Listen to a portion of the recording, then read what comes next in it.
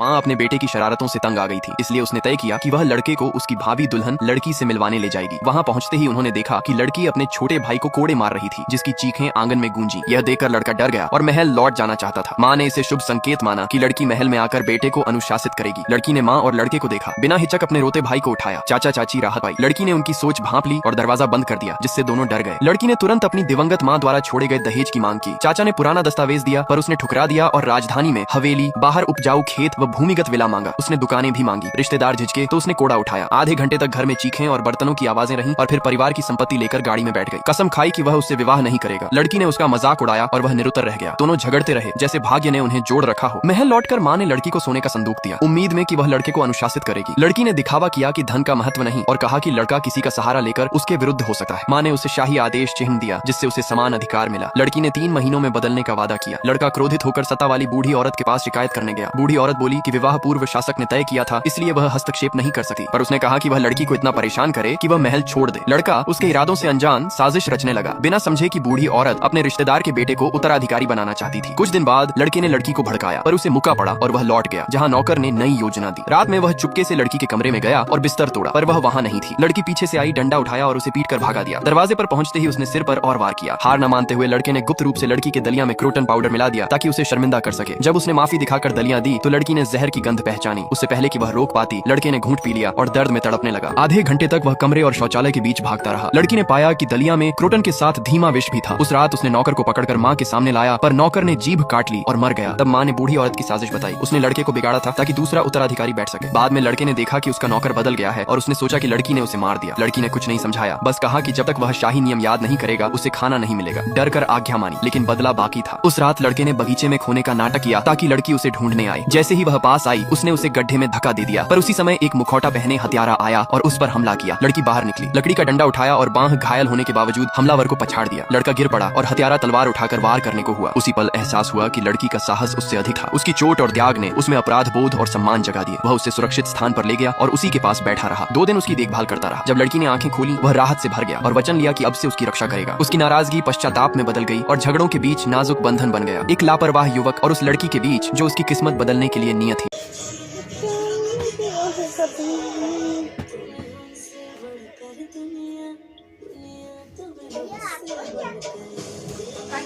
काय खोल दिया बड़ा खोल दिया बाप रे